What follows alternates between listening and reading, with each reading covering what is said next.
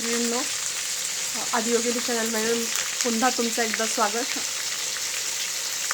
यापूर्वी मी तुम्हाला मुळ्याचा किस दाखवलेला आहे, पण मुळ्याच्या पानांबरोबर किस कसा करायचा ते मी दाखवते.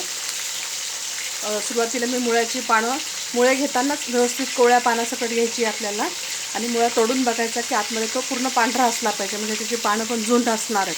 ती व्यवस्थित स्वच्छ धुवून घेतलेली आणि बारीक चिरून घेतलेली आहे.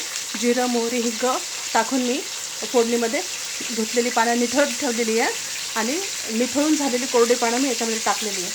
आता मी याच्या प्रमाणामध्ये इकडे दाखव. अगदी कोवळे रसरशीत आता मुळ्याचा सीझन आहे आपला. मुळा केस वाढीसाठी, हृदयासाठी, हिमोग्लोबिनसाठी कसं कार्य करतो त्याचं पण मी डिटेल टाकलेलं आहे आणि तुम्ही गुगलवर पण सर्च करू शकता. आणि मुळा वजनदार असावा, कधी घेताना तो हलका नसावा, जेणेकरून त्याच्यामध्ये कोवळेपणा शिल्लक असेल आणि पाणी शिल्लक असेल. आणि मी याचबरोबर त्या तळण्याच्या ज्या मिरच्या आहेत त्या घेतलेल्या आहेत, म्हणजे काहीच न करता इकडं टाक.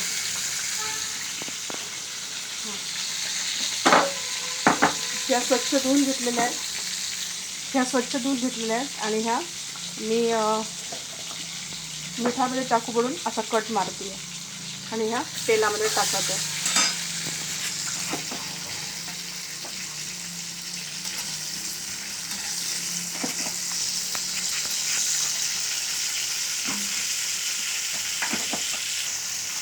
ह्याही मिरच्या आता सीझनल आहेत, म्हणजे ह्या तेलात टाकल्याबरोबर अगदी मॅश होतात बघा, म्हणजे मऊ पडतात.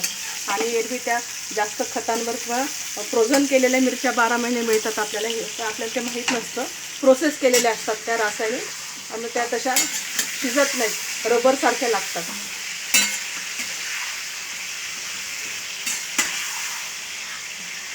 भाजीला फोडणी घालायची आहे मला, भेंडीला. त्याच तेलामध्ये ह्या टाकलेल्या आहेत मी. ह्या अशा मीठ लावून कट मारून घेतलेल्या आहेत, स्वच्छ धुतलेल्या. आता ह्या छान परतवल्या. मुळ्याला दाखवते, मुळा व्यवस्थित मी पिलरने पील करून घेते आहे. त्याची स्किन काढत नाही, पण याच्यावर बारीक ज्या मुळे असतात ना, मूळ असतात त्याच्यावर केसांसारखे, ते काही शिजत नाही. आणि परत आपल्याला माहीत नसतं की त्यांनी काय फवारण्या केल्यात वगैरे.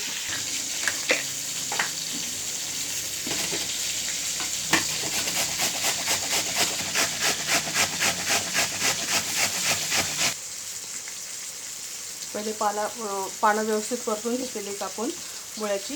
आणि आता मुळ्याचा किस टाकत आहे त्या एका व्हिडिओमध्ये का.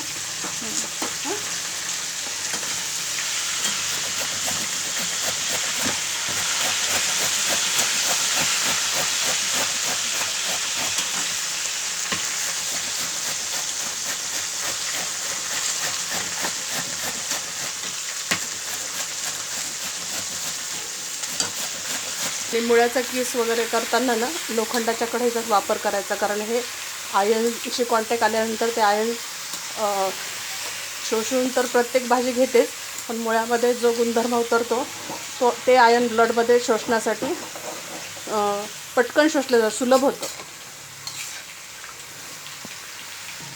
छान मी पानं परतून घेतली, त्यात मुळ्याचा किस टाकलेला आहे. आता याच्यावर मी झाकण ठेवणार आहे.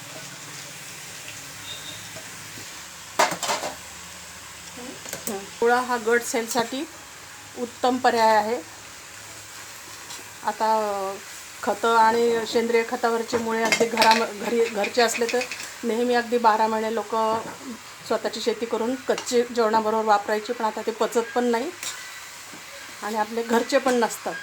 त्याच्यामुळे आपण असं शिजवून हिवाळ्यामध्ये आवर्जून वापरावा. पंजाब साईडकडे अगदी याचे डेली म्हटलं तरी हिवाळ्यामध्ये पराठे असतात, मग त्याचा फरक त्या लोकांवर दिसतोच आपल्याला. आणि पराठे करताना पण ह्या प्रोसेसने पहिले याला स्टीम करून घ्यायचं आहे तेलामध्ये, फ्राय छान. मग आवडत असलेल्या याच्यामध्ये तुम्ही परत भाज्या वगैरे वापरू शकतात. आणि मध्ये स्टफ करायचा बटाट्यासारखा, तोही एक दिवस आपण दाखवूयात. आता याच्यावर मी छान पूर्ण कवर असलेलं झाकण ठेवून स्टीम होते ते मंद आचेवर.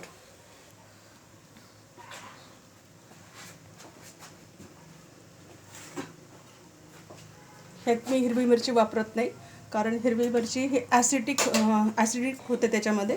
ते लाल मिरच्या घेतलेल्या आहेत. मुळा ऑलरेडी तिखट असतो, त्याच्याप्रमाणे चवीप्रमाणे मिरच्या घ्यायच्या. त्याच्याबरोबर जिरे घ्यायचे. जिरे सड्ड हाताने घ्यायचे, दुसरा कुठलाच मसाला याच्यामध्ये जाणार नाही आहे. मिरच्या व्यवस्थित बारीक होण्यासाठी याच्यामध्ये मी चवीपुरतं मीठ घेते. मीठ पण कमी घ्यायचं, कारण परतून त्याची क्वांटिटी कमी होणार आहे.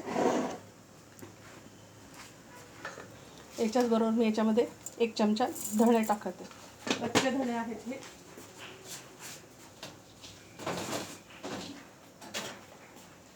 फोडणीसाठी मी राई, जिरं आणि हिंग टाकलेलं आहे. त्याच्यात धुवून पानं टाकलेली आहेत, किसलेलं मुळा टाकलेला आहे. त्याचं पाणी वगैरे मुळ्याचं काहीच काढून घेतलेलं नाही आहे, ॲज इट इज टाकलेलं आहे. आणि सांगितल्याप्रमाणे जिरे, मीठ, धणे आणि आखी लाल मिरची. मिरचीची क्वांटिटी भाजीच्या क्वांटिटीप्रमाणे घ्यायची आहे, कारण मुळा ऑलरेडी चवीला तिखट. याच्यामध्ये हळद टाकते मी चवीप्रमाणे.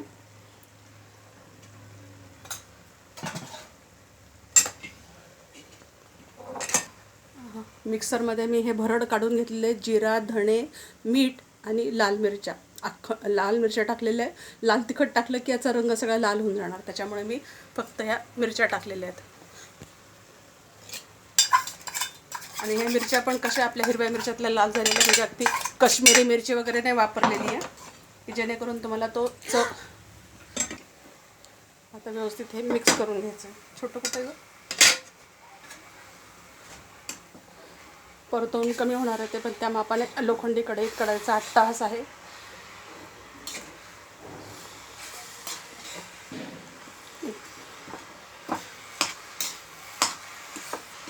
आणि काही मुळाला पाणी सुटत नाही, काही नाही. आता मीठ पण टाकलं आहे मी याच्यामध्ये, आणि आपण जो पाला टाकला आहे ना, तो पण याच्यामध्ये सगळं असलेलं हे शोषून घेणार आहे. अगदी खोबऱ्याच्या किसासारखा मोकळा लुसलुशीत किस होतो हा छान, आणि टिकतो पण.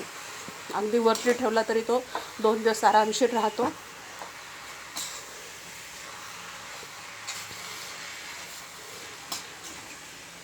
अशा प्रमाणात तुम्ही सगळी भाजी परतवून घेऊन परत थंड झाली की त्याच्यामध्ये बसेल तेवढं आपलं कणिक, ज्वारीचं पीठ टाकून जरी बेललं तरी तुमचा छान चवीचा पराठा तयार. आणि मुळ्याचा किस खाल्ला तर न खाणाऱ्याच्या घशाखाली कसा जाईल, म्हणजे पोटात कसा जाईल याचा विचार करायचा म्हटलं तर तुम्ही तसं पण करू शकता.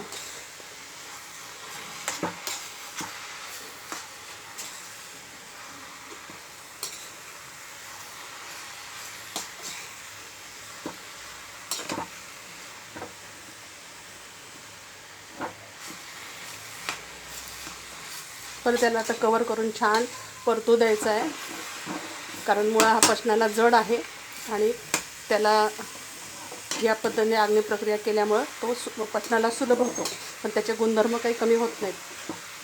बेस्ट फायबरने रिच असल्यामुळे हा पूर्ण आपली अंत आतडे जे असतं ना ते पूर्ण साफ करण्याचं काम करतो, आणि लिव्हरसाठी अत्यंत उपयोगी असा आवळ्याचा किस मैत्रिणींनो तयार आहे.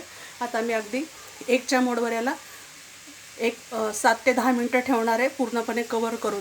तर अशा पद्धतीने मैत्रिणींनो मुळा आपल्या जेवणामध्ये आजचा वापर आवर्जून करावा. करत नसाल तर, करत असाल तर उत्तम. आणि चवीला कसा लागतो, अगदी उत्तम चवीचा लागतो, पोळी भाकरी कसाही खाल्ला तरी. तर अशा पद्धतीने करा, आपल्या कुटुंबासमोर याचा आनंद घ्या. आणि please share, like and subscribe. Thank you.